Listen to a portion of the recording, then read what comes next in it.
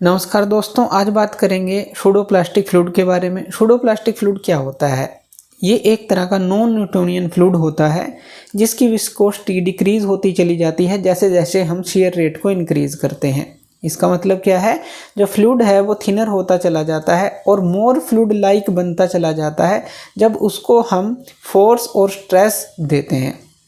अब ये Newtonian fluid से अलग होता है जिनकी विस्कोसिटी हमेशा कांस्टेंट रहती है, जैसा कि हमने इस ग्राफ के अंदर दिखाया है। यहाँ पर ये शेयर थिनिंग बिहेवियर दिखाता है। अब देखिए, ऊपर वाली लाइन जो है न्यूटोनियन फ्लूइड की लाइन है जिसके लिए n = 1 है, और नीचे वाली ये जो कर्व लाइन है हमने दिखाई है ये n <1 यानी कि सूडोप्लास्टिक फ्लूइड है, नॉन न्यूटोनियन फ्लूइड है। इसको हम शेयर थिनिंग फ्लूइड भी बोलते हैं। तो इस ग्राफ से हम इसको समझ सकते हैं। इसकी कुछ करैक्टरिस्टिक्स है, उसके बारे में जान लेते हैं। सबसे पहले जैसा कि हमने बात की, जैसे जैसे शेयर रेट को इंक्रीज करेंगे इसकी विस्कोसिटी डिक्रीज होगी। पहली करैक्टरिस्टिक ये हो गई। दूसरा, जो ये टाइम डिपेंडेंट बिहेवियर इसका होता है, यानी कि जो विस्कोसिटी है वो डिपेंड करती है ड्यूरेशन जितनी हम अप्लाई करेंगे। जो शेयर स्ट्रेस है कितने ड्यूरेशन के लिए हमने अप्लाई की है उस पर भी डिपेंड करेगा।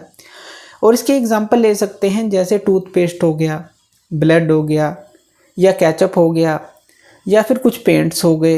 ये इसके कॉमन एग्जांपल हैं जो सूडोप्लास्टिक फ्लूइड के होते हैं। वहाँ पर भी आप देख सकते हैं, जैसे ही आप जो है शेयर रेट जो है वहाँ पर उनका इंक्रीज़ होता है तो विस्कोसिटी डिक्रीज़ होती चली जाती है। इसकी कुछ एप्लीकेशंस की भी बात कर लेते हैं, फिर इसकी कुछ एप्लीकेशंस की बात कर लेते हैं, फिर इसकी एक्सप्लेनेशन को समझेंगे। तो एप्लीकेशंस क्या हैं इसकी, कहाँ कहाँ पर हैं? कोटिंग्स में, जैसे कि हमने बात की कि सूडोप्लास्टिक जो पेंट है वो अच्छी तरह से और हम उनको काफ़ी थिन तरीके से अप्लाई कर सकते हैं उनके शेयर थिनिंग प्रॉपर्टीज़ के कारण। तो इसलिए इनका यूज़ जो है कोटिंग्स में किया जाता है, जैसे पेंट्स में हो गया। दूसरा, फूड इंडस्ट्री में भी इसका यूज़ किया जाता है, जैसे कि केचप हो गई, मेयोनीज हो गई। ये जो है इनको इजीली हम डिस्पेंस कर सकते हैं और स्प्रेड कर सकते हैं। तीसरा, जो पर्सनल केयर प्रोडक्ट होते हैं जैसे कि शैम्पू हो गए, कंडीशनर्स हो गए, वहाँ पर भी जो सूडोप्लास्टिक फ्लूइड का जो ये बिहेवियर है काम आता है, और इससे जो है इनकी एप्लीकेशंस जो हैं उनको बढ़ाया जा सकता है, यानी कि अच्छी तरह उनको यूज़ किया जा सकता है। शैम्पूज़ में, कंडीशनर्स के अंदर सूडोप्लास्टिक फ्लूइड बिहेवियर अच्छी तरह से यहाँ पर मैच करता है इनके साथ, तो वहाँ पर भी इस्तेमाल होता है। मेडिकल एप्लीकेशंस जो होती हैं, जैसे ब्लड हो गया, हमें पता है, हमने एग्जांपल लिया था, जो सूडोप्लास्टिक फ्लूइड है वो फ्लो करता है काफ़ी आसानी से नैरो ब्लड वेसल से जब शेयर रेट हाई होता है, तो वहाँ पर भी हम इसका जो एप्लीकेशन है देख सकते हैं। चलिए अब इसके एक्सप्लेनेशन को समझते हैं। यहाँ पर इस फिगर के अंदर देखिए कि यहाँ पर जो पार्टिकल्स हैं, जो अलाइनमेंट है मॉलिक्यूल्स की कह लें या पार्टिकल्स की कह लें किसी फ्लूइड के अंदर, वो हमने दिखाई है। लो शेयर रेट्स के ऊपर क्या होगा, जो मॉलिक्यूल्स होंगे या पार्टिकल्स होंगे वो रैंडमली ओरिएंटेड होंगे, और जैसे जैसे शेयर रेट इंक्रीज करेंगे हम तो ये पार्टिकल जो हैं अलाइन होना शुरू कर देंगे एक डायरेक्शन के अंदर जिस तरफ फ्लो चल रहा है।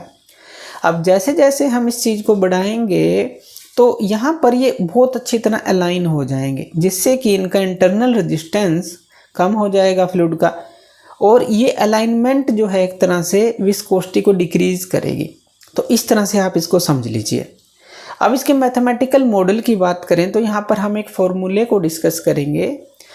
तो जो बिहेवियर है सूडोप्लास्टिक फ्लूइड का, उसको हम पावर लॉ मॉडल के थ्रू जो है डिस्क्राइब कर सकते हैं, यानी कि जो टाउ है इक्वल टू के इंटू गामा डॉट की पावर n। टाउ क्या है? शेयर स्ट्रेस है, के क्या है? कंसिस्टेंसी इंडेक्स है, और गामा डॉट जो है शेयर रेट है, n क्या हो गया? Flow behaviour index. और सूडोप्लास्टिक फ्लूइड के लिए क्या होता है? ये n <1 होता है, या शेयर थिनिंग फ्लूइड के लिए कह लें। तो इसके लिए कुछ एक्सपेरिमेंटल टेक्निक्स भी आती हैं जिसके थ्रू हम जो है जो करैक्टराइज कर सकते हैं सूडोप्लास्टिक फ्लूइड्स को। जैसे कि कुछ कॉमन जो एक्सपेरिमेंट टेक्निक है उनकी बात कर लेते हैं, जैसे कि कैपिलरी विस्कोमेट्री। इसके अंदर हम मेजर करते हैं फ्लो रेट को, जो फ्लूइड का फ्लो रेट है, थ्रू ए कैपिलरी ट्यूब। दूसरा रोटेशनल विस्कोमीटरी आती है।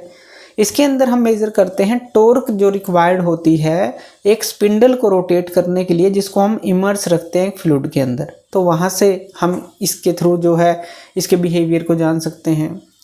और जो ऑसिलेटरी रियोमेट्री है उसके थ्रू भी हम इसको जो है मेज़र कर सकते हैं। इसके अंदर क्या करना है, मेज़र हम करते हैं जो रिस्पॉन्स होता है फ्लूइड का टू ऑसिलेटरी शियर स्ट्रेस। तो ये टेक्निक्स होती हैं, ये हमने सिर्फ इनके नाम देखे हैं, ये पूरी टेक्निक होती है, इनको किया जाता है ताकि हम जो है सूडोप्लास्टिक फ्लूइड को अच्छी तरह से समझ सकें।